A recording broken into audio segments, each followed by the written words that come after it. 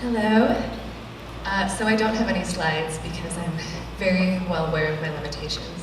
So I'm just gonna kind of tell you guys a yarn, if you'll indulge me. My name is Kelley. By day, I am a writer for Ology. But on nights and weekends, I'm the editor of Wonderfield magazine, a digital publication that I founded. And it focuses on global creativity through the lenses of food, craft, and design. And that latter part of my introduction has been my elevator pitch for the past 3 years since I founded Wonderfield in 2014. So I founded Wonderfield because I love travel. I lived abroad for a little bit, and I love talking to people and hearing stories. And I thought that I needed to wait and kind of develop skill sets in order to found a magazine. I have no experience in publishing or anything like that. But I learned, as we all do as creatives, that you can't ask for permission, you just have to go ahead and do it. So I did. And literally, I had no experience with this at all. In fact, even with long form writing, I had kind of taken a step back from that because I'm a copywriter. And if there are any copywriters out there, you know that you're writing short, little quippy things and headlines. So my experience with long form writing was actually a blog that I kept semi-regularly when I lived abroad. But I knew that I didn't want this to be a blog. I wanted this to be a legit company, a legit media company. So I wanted to do it right. I remember there was one weekend where I filed for my LLC, I got my EIN number, and I think I bought a book called Accounting for a Lemonade Stand. In an attempt to kind of wrap my head around that whole world, it did not really help me all that much, but I was committed to this idea of having a legitimate business. And I remember that was so thrilling and invigorating, and thinking this is what I'm meant to do. I'm meant to be an entrepreneur, because it was so exciting to kind of delve into these spaces that I didn't know a lot about. My goal and motivation was very much fake it till you make it, and I had no money, so I had to do everything myself. I was Googling law stuff, I was Googling, finance stuff, and I knew that I needed to actually even figure out a way to lay out this magazine, so I taught myself InDesign, and I decided that I was going to just figure out how to lay out a magazine as well. And it was super invigorating to stretch myself into these new spaces until suddenly it wasn't. It was the opposite of that. So this weekend we've talked a lot about creative collision, but for the next couple minutes or so I want to talk about the things that happen when you collide with yourself and what happens when creative burnout happens. So as I was stretching myself into those new spaces, I kind of ended up losing myself there. And by February of this year, I'm nearing my 3-year anniversary of this business, and I realized that I don't want to do anything. I'm so unmotivated. My inbox was daunting, it was overwhelming, I wanted to avoid it at all cost, and I just felt guilty. This is something that I'd been so proud of, and over the last 2.5 years, I'd really cultivated this as my identity and who I was. I was Wonderfield, Wonderfield was me, and all of a sudden, I wanted nothing to do with it. And there was a lot of guilt and shame with that. And I remember thinking, my hustle is clearly not good enough. I don't have what it takes to be an entrepreneur, and I don't have what it takes to be a creative entrepreneur at that. Because if I did, I would be able to keep going, and I would have the motivation and the discipline to move this thing forward. And I didn't really want to tell anybody that, because I'd already invested so much time and so much money into this project that it felt like I would be giving up, or it would show my weakness if I had mentioned or told anybody that I hadn't checked my email for Wonderfield in a week. So I think a lot of it also stems from this idea of wanting to be perfect, and this, wanting to be everything to everyone, especially through this project. I was kind of frozen by imposter syndrome, and I'm sure all of us have been there before, where you're just kind of someone's gonna realize really soon this is all bullshit, and I don't really know what I'm doing.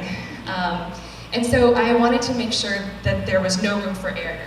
And even though it was me, and I was kind of this army of one moving this forward, I felt like I needed to keep myself out of the public-facing image of Wonderfield. So when I would speak to contributors and collaborators, I would always use the royal we. I would try and kind of fake it, oh, there's a team of people. I would never say that, but I didn't want people to think it was just one girl who had no idea what she was doing and kind of steering the ship.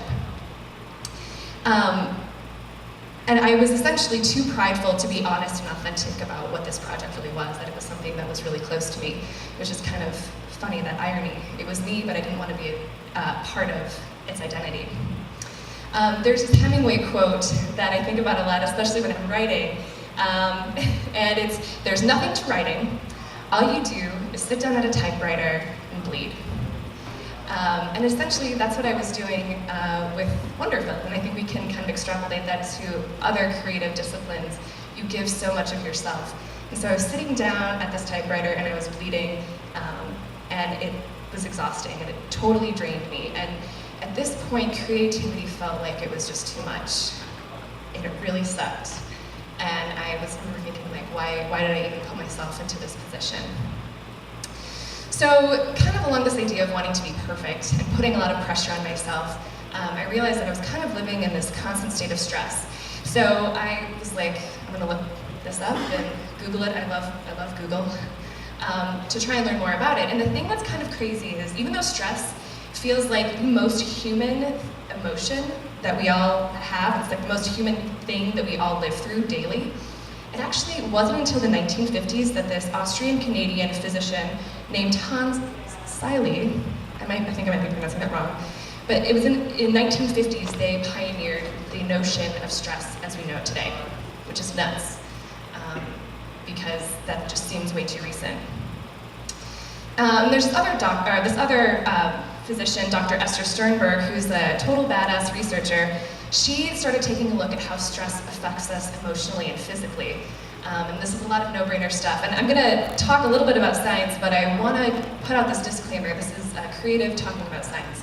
So any of my annotations, just kind of like take it with a grain of salt, any of my extrapolations.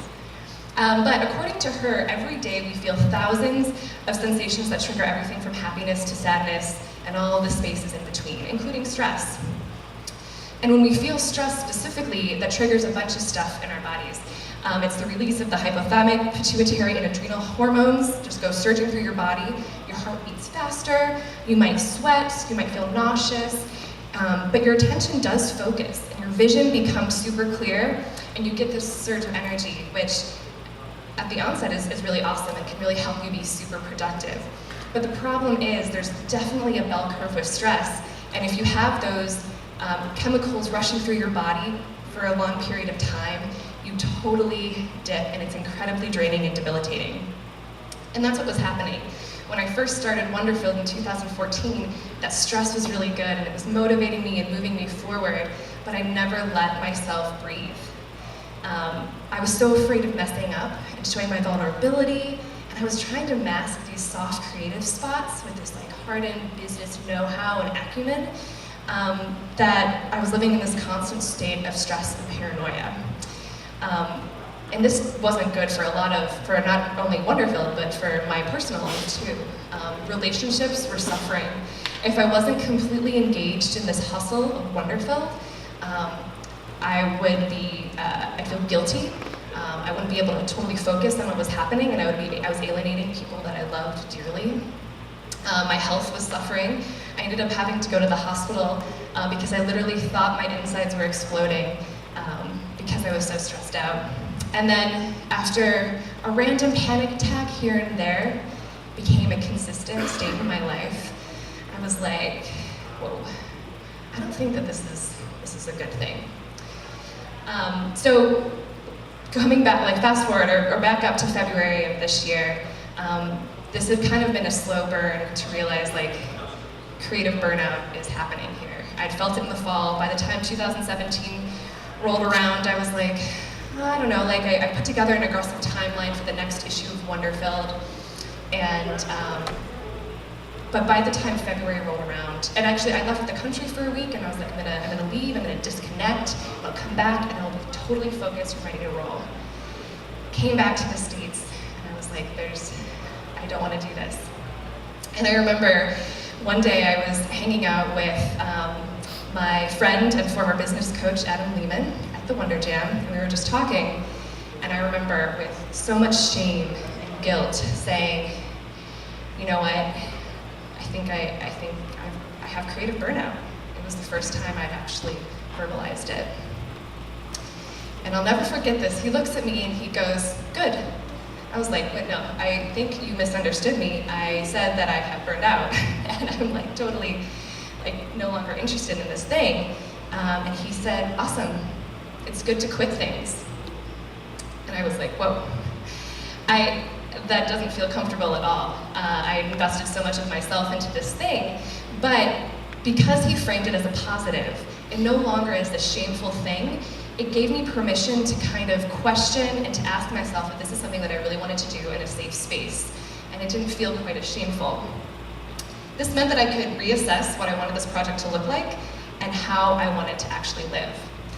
I thought that in order to be a good businesswoman or a good creative entrepreneur, I had to go forward with blinders and this intense focus. But in doing that, I totally lost touch of how Wonderfilled was evolving and how I myself was evolving as a creative. Elizabeth Gilbert, who of the Eat, Pray, Love fame, has written a lot about creativity and the philosophy of creativity. And she kind of personifies this as this magical source that comes to you, and you need to kind of treat it with gratitude, or else it'll go away, which is kind of funky, but I think it's a really fun way to think about creativity. And one of her big points is not to put too much pressure on your creativity to give you what you think you deserve. And I was doing that. For me, creativity had become a business transaction. And I know this is something that if you are a creative entrepreneur, this is something that we all struggle with. But it was hard for me to not put pressure on my creativity when I was using words like monetization, conversion, metrics, and margins, and all of these things that just were super stiff and businessy. So I was like, okay, I've assessed and I've realized that I have this burnout and I want to move past it. So once again, I go to Google and I Google how to get out of creative burnout, or what to do. And usually, with this, I try and find people that I admire to see if they had creative burnout or failure. And there aren't a ton of articles out there. And most of them that I found were called how to crush or conquer your creative burnout.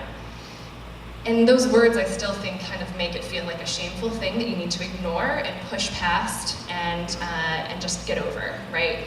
But my instinct told me that I couldn't crush this. That actually, in order for me to understand what was going on, I had to lower myself into the pit of creative burnout. Because I realized that this was bigger than Wonderfilled. This was a systemic problem that I was having as a creative, and I had to kind of understand what that looked like. So I decided to sit with it for a while, to lean into the skin, and kind of really try and understand what my creative burnout was telling me. So Austin Kleon, he wrote this book called How to Steal Like a Creative, and he's another amazing creative idol that I have. And his mom always says, garbage in, garbage out, or a more eloquent way of putting this is problems of output or problems of input. So, we all know that creativity is a muscle, but I had totally lost sight of the fact that creativity is also fluid.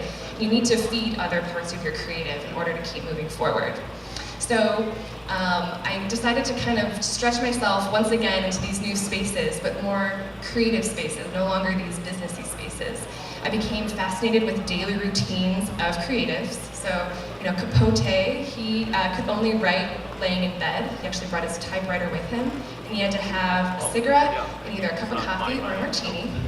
I love it. Chopin, he only worked in spurts of 3 hours every day. So it made me realize that hustle and creative success looks different ways depending on who you're talking to and depending on who you are, which was really awesome and encouraging. I decided to totally hit reset with everything in my creative life. I actually switched jobs. So I went from doing something that had become very familiar to moving into a whole new space with copywriting that was challenging, and it had me work on other parts of my brain, which was really fun. And I started writing long-form articles for different publications about things that I didn't know about. I was sent on assignment, and in fact, I thought about totally walking away from that idea of writing what you know, or even doing what you know.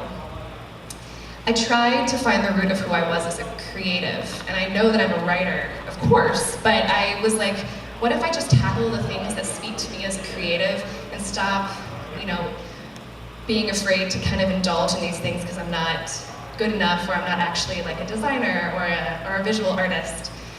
So I joined a choir. It was really fun. I started reading other books other than business books. I put all this pressure on myself to only read business books because I thought I had to develop all of this knowledge. And so I let myself just read stories. And actually I let myself read a lot of fiction. And what I realized was that I was missing out on all the beautiful ways that people were telling stories. And that's something that I love the most.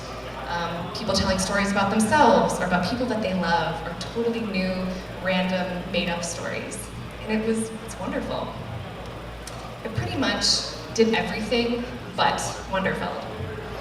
So, and then I also tried to focus on one thing at a time, both personally and professionally. I tried to kind of walk away from this idea of multitasking and always having to be engaged in the hustle of the business. So when I was spending time with people that I cared about, my attention was on them and not in other places thinking about what I needed to be doing and what I wasn't doing. And I really used this as a moment to refocus my vision for this project that I determined was worth it. It was something that I didn't want to quit, but I had to figure out what Wonderfeld now looked like. I realized that in order for it to be authentic, it needed to be a little raw and a little rough around the edges. That I could own that it was from me, and that meant that I could own that it was going to be totally imperfect, because, you know, I don't have all of the honed skill sets to do something that's polished and quote-unquote professional. And that what I had wanted it to always be, this like place of human connection, that was being diluted by what I thought it needed to be. And so let's bring some more humanity into the project. So the thing about the creative burnout is it gave me this choice, it gave me an opportunity to make a choice. Did I want to stay in this world of kind of being a tormented creative, not to be like a little overdramatic, or did I want to just walk away from it? And my girl, Elizabeth Gilbert, she had another really awesome quote that I read, and I was like, yeah, this is totally the way I see it too. She says, and since creativity is still the most effective way for me to access wonder, I choose it. And so in that moment, I was like, yes, I want to choose creativity, and I want to choose Wonderfeld. Now, there are still moments of very real panic and stress. That's something that is totally unavoidable. And Wonderfeld is still around, but it's hibernating. And in fact, like, even as I was preparing this talk, I was like, I'm gonna go and talk about a project that doesn't even really have a website right now. But that's okay, because I'm working on what Wonderfeld's next evolution will be, and I'm really excited about it. And I'm okay with kind of wrestling with it, because I decided to say yes to it. So the whole point of this talk is for me to tell you that you shouldn't crush your burnout. And you shouldn't try and conquer it at all. In fact, you should welcome it in, sit with it for a little bit, and let yourself hear what it's trying to tell you. Like the good, the bad, the ugly, all the sucky stuff. I'm gonna leave you with one more quote by this woman, Lennon Doyle Melton. And she's a writer as well. And she talks a lot about sitting with pain. And her quote is, before the resurrection, you need the crucifixion. Now, I am not saying that creative burnout is anything like crucifixion at all. But I think you can't be afraid of it, and you have to be okay with the fact that these inevitable pits will happen in your creative journey. So you can use it as an opportunity to reset, evolve, and grow into who you're meant to be as a creative. Thank you.